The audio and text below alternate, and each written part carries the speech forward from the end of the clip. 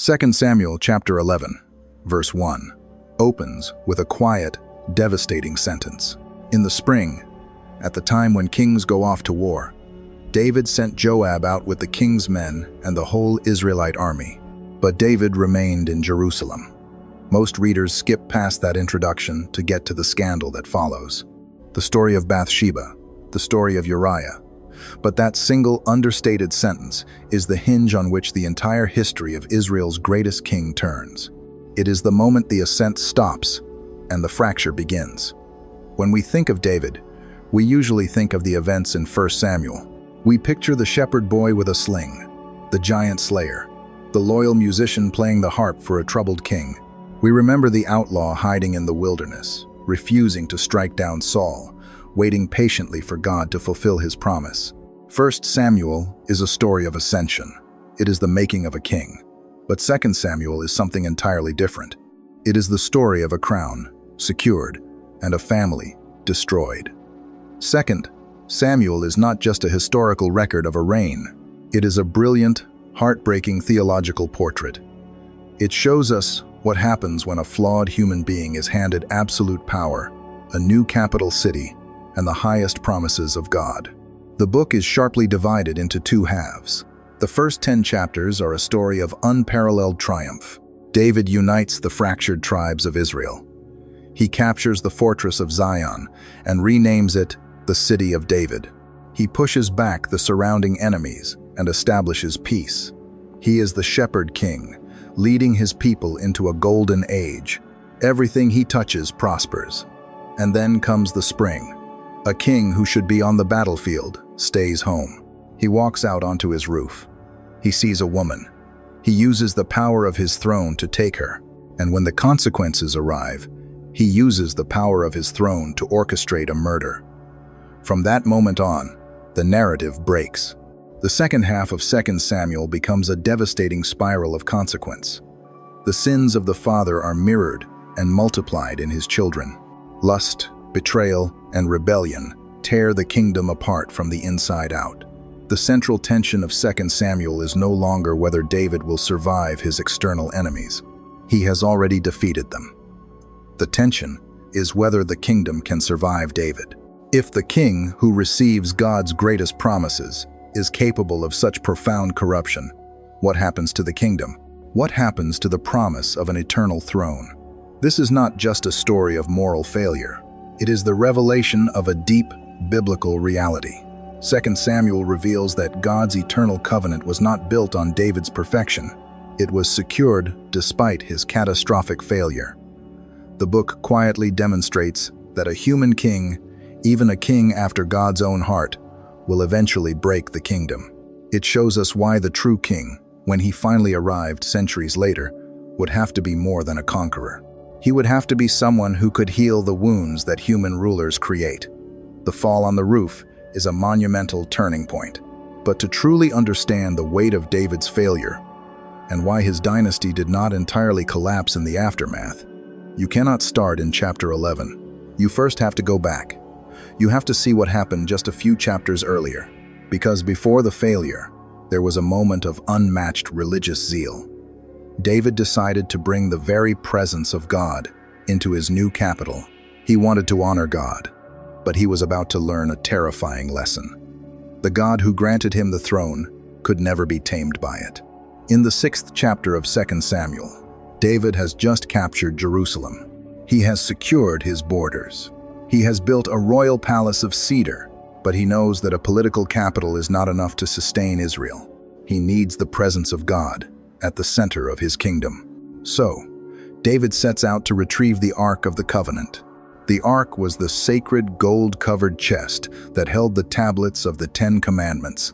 More than that, it was the visible throne of the invisible God. During the reign of the previous king, Saul, the Ark had been largely ignored. It was treated as an afterthought. David wants to change that. He gathers 30,000 men for a massive, joyful procession. They place the ark on a brand new cart pulled by oxen, and they begin the journey to Jerusalem with music, singing, and celebration. It looks like a picture of perfect devotion, but then the procession hits a threshing floor. The oxen stumble, The cart tilts. A man named Uzzah, who is guiding the cart, instinctively reaches out his hand to steady the ark. He touches it, and he dies instantly. The music stops. The celebration shatters. The text says David was angry, and then deeply afraid. To a modern reader, this moment feels harsh. It feels like an overreaction. Uzzah was just trying to help. He was trying to protect the sacred object from falling into the dirt. But that is exactly the point the narrative is making. Uzzah assumed his own hands were cleaner than the dirt. More importantly, the Israelites were breaking a direct command. The book of Numbers clearly stated that the ark was never to be treated like ordinary cargo. It was not to be pulled on a cart like a common piece of farm equipment. It was to be carried on poles, on the shoulders of the priests, with deep reverence. David was trying to do a holy thing, but he was trying to manage the presence of God. This event establishes a crucial reality for the rest of 2 Samuel. God is not a prop for David's administration. God is not a cosmic mascot that can be carted into Jerusalem to bless the king's new political setup. His holiness is beautiful, but it is heavy. It is dangerous. It is uncontainable. Terrified, David leaves the ark at the house of a man named Obed-Edom for 3 months. He refuses to take it into his city. But eventually, word reaches David that God is abundantly blessing Obed-Edom's household. The presence of God is a consuming fire to those who handle it carelessly, but it brings immense life to those who host it rightly. So David tries again. This time, there is no cart. The priests carry the ark on their shoulders. After they take just 6 steps, David stops the entire procession and offers a sacrifice. And then, David does something extraordinary. He takes off his royal garments. He wears only a simple linen ephod, the basic garment of a priest, and he dances before the Lord with all his might. His own wife, Michal, looks out the window and despises him for it. She thinks he is acting undignified. She thinks a king should protect his royal image. But David understands something she does not. In the presence of the true king, David is just a subject. He is willing to look foolish because he knows who actually holds the power. This is David at his absolute best. He is devoted. He is humble. He loves the presence of God more than his own dignity. Now that the ark is safely in Jerusalem, the kingdom is at peace. David rests. He looks around at his beautiful palace, and then he looks out at the temporary tent where the ark is kept. It does not seem right to him. David decides he is going to build a permanent temple. He is going to build a house for this holy God. But God's response to that offer was a reversal that no one expected. David is resting. The borders are secure. The battles are won. He sits in his new palace of cedar, looks out over his royal city, and sees the ark of God sitting in a temporary tent. He calls for Nathan, the prophet. David tells him, "Here I am, living in a house of cedar, while the ark of God remains in a tent." Nathan tells the king to do whatever is in his heart. It makes perfect sense. Great ancient kings built great permanent temples for their gods. It was a sign of a kingdom's arrival. But that night, the word of the Lord comes to Nathan, and God issues a profound reversal. God tells David, "Are you the one to build me a house?" God reminds David of his own history. He points out that he never asked for a house of cedar when he brought Israel out of Egypt. He moved with his people. He was the God of the wilderness, the God of the tent, the God who took a shepherd boy from following the sheep in the pasture and made him a ruler over Israel. And then, the biblical text pivots on a single, brilliant piece of Hebrew wordplay. The word is bayit. It simply means house. It can mean a physical building, like a temple, but it can also mean a household, a dynasty, or a royal family. David says to God, "Let me build you a bayit. Let me build you a temple." And God replies, "No, I will make you a bayit. I will build you a dynasty." This is the 7th chapter of 2 Samuel. It contains what theologians call the Davidic covenant. It is the theological anchor of the entire book, and it fundamentally shifts the trajectory of the Bible. Before this moment, Israel looked backward to the covenant at Mount Sinai, or they looked forward to a coming prophet like Moses. But from this chapter on, the ultimate hope of redemption is pinned to a coming son of David. God makes David a stunning, unconditional promise. He says that when David's days are over, God will raise up his offspring to succeed him. And then comes the guarantee that changes history. God says, "Your house and your kingdom will endure forever before me. Your throne will be established forever." Notice carefully what God includes in this promise. He knows human nature. He knows that David's descendants will not be flawless. So, God builds a contingency for human failure right into the center of the covenant. He tells David that if his descendant does wrong, he will be disciplined. There will be consequences. But God's steadfast love, his covenant loyalty, will never be taken away from David's line, the way it was permanently removed from Saul. Think about the weight of that guarantee. It means the ultimate survival of the kingdom no longer depends on the perfection of the king. God is making a one-sided promise. The throne will hold, even when the men sitting on it shatter. David goes into the tent, sits before the Lord, and is entirely overwhelmed. He asks, "Who am I, sovereign Lord, and what is my family that you have brought me this far?" He recognizes that this is not a reward for his good behavior. It is pure grace. At this moment in the biblical narrative, Israel is at its absolute peak. The tribes are united. The ark is in Jerusalem, and the king has just received an ironclad promise that his throne will never end. The covenant was secure. It was unbreakable. But an unbreakable promise does not mean an unscarred history, because almost immediately, the man who just received the greatest promise in the Old Testament makes a choice that will tear his own house apart. Chapter 7 is the highest peak of the Old Testament. David has the city, the ark, and the absolute promise of an eternal throne. If the story ended there, it would be a story of human triumph. But it does not end there. We turn the page to chapter 11, and we return to that haunting sentence. In the spring, at the time when kings go off to war, David sent Joab out with the king's men and the whole Israelite army. But David remained in Jerusalem. Why did he stay? The biblical text does not explicitly say, but the implication is heavy.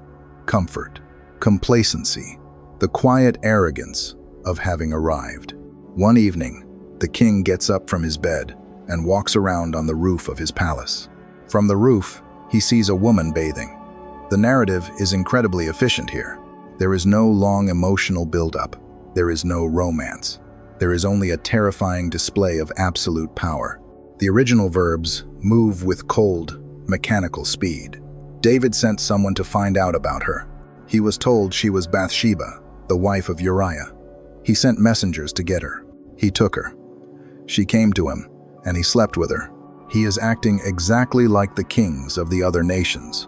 He is using his authority not to shepherd his people, but to consume them. When Bathsheba sends word that she is pregnant, David shifts from a passive king into a desperate one. He begins a frantic cover-up. He calls her husband, Uriah, back from the front lines. Uriah is a Hittite. He is a foreigner by birth, but his devotion to Israel and to David is staggering. We learn later in the book that Uriah was one of David's elite mighty men. He was not a nameless soldier. He was fiercely loyal. David tries to manipulate Uriah. He tells him to go down to his house, to wash his feet, to relax with his wife. The goal is simple: make it look like Uriah is the father. But Uriah refuses. He sleeps at the entrance to the palace with the king's servants.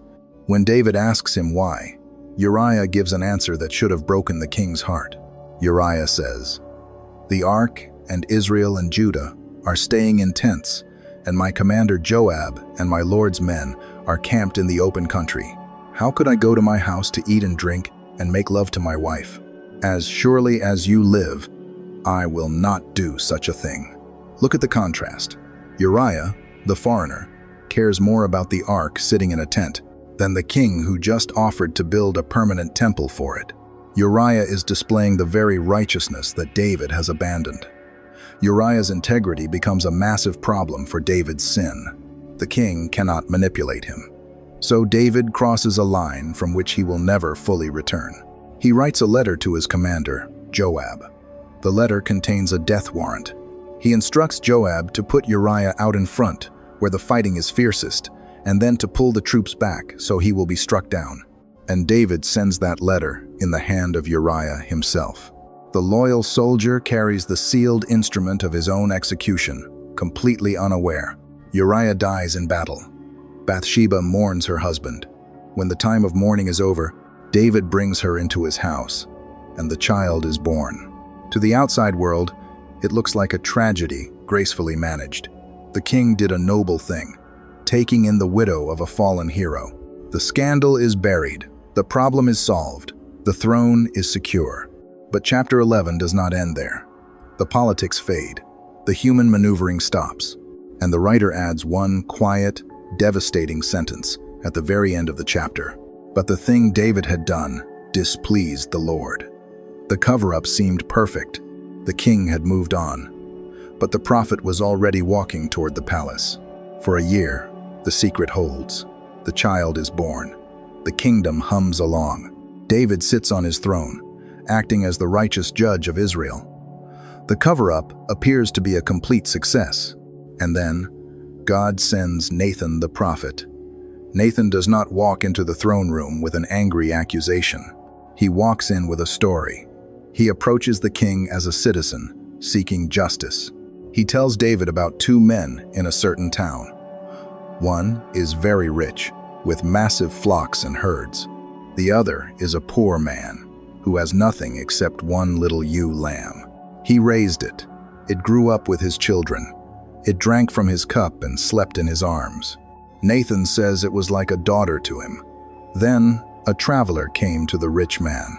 But the rich man refused to take an animal from his own abundant flock to prepare a meal.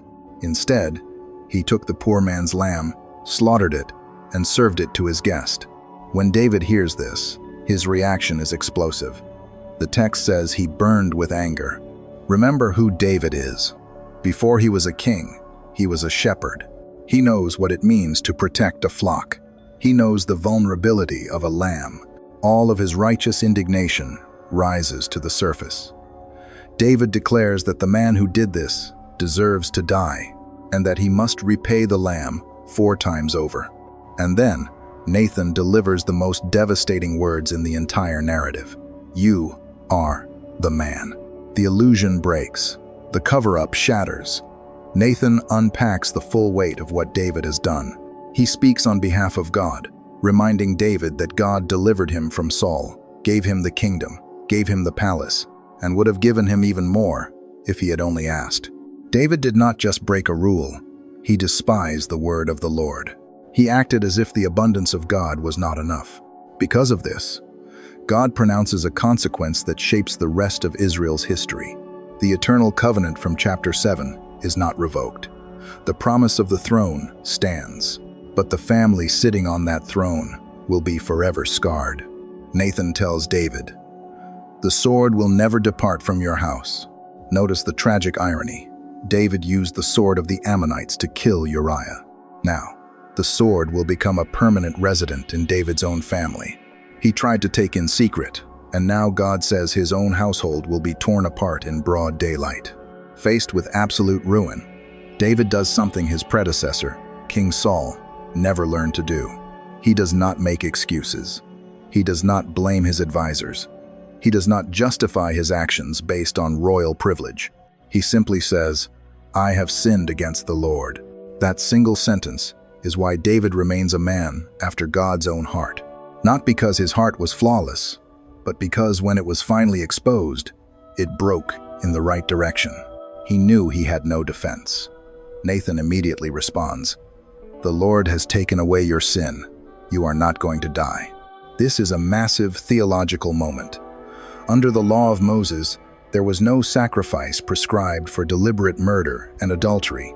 The penalty was death. David's survival is a staggering act of divine mercy. The king is forgiven. But forgiveness does not erase consequence. The child born to Bathsheba will grow terribly sick and die. The grief that follows will break David down to the dust. Yet even that tragedy is only the beginning of the harvest.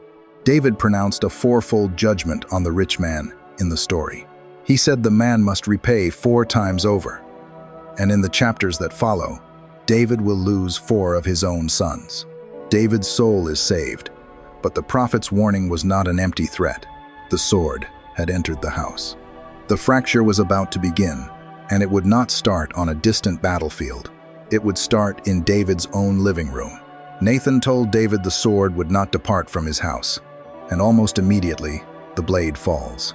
The 13th chapter of 2 Samuel begins the dark harvest of David's sin. What the father did in secret, the children now repeat, multiply, and distort in the open. The narrative traces a terrifying moral echo.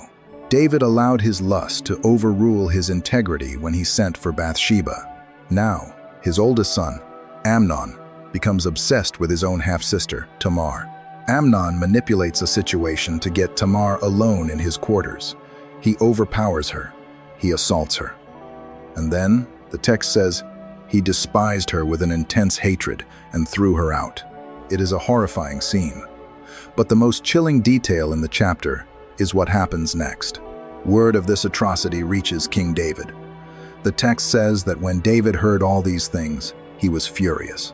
But that is all he is, furious. He does nothing. He issues no decree. He demands no justice. He brings no consequence down upon Amnon. Why? The biblical writer does not explicitly tell us, but the implication hangs heavy over the narrative. How can David judge Amnon for taking a woman who was not his, when David did the exact same thing to Bathsheba? David's own moral failure has paralyzed him. He is the supreme judge of Israel, but he has lost the moral authority to govern his own family. This passivity creates a vacuum, and in that vacuum, a new danger rises. Absalom is Tamar's full brother. He watches his sister's life shatter. He watches his father do absolutely nothing. So Absalom decides to become the judge his father refuses to be. For 2 full years, Absalom waits. He is patient. He is calculating. Then, he invites Amnon to a festival and has his servants murder him. The violence David used against Uriah has now infected the next generation. Brother kills brother. Absalom flees into exile. But even when he is eventually allowed back into Jerusalem, the fracture between father and son is never healed. David refuses to look him in the face for another 2 years. So Absalom begins a slow, deliberate coup.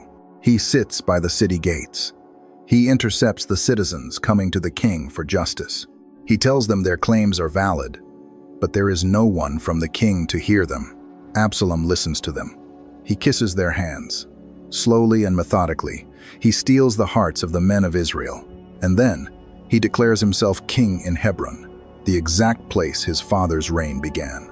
The rebellion sweeps the nation. David, the warrior who defeated lions, giants, and entire foreign armies, realizes he cannot hold back his own flesh and blood.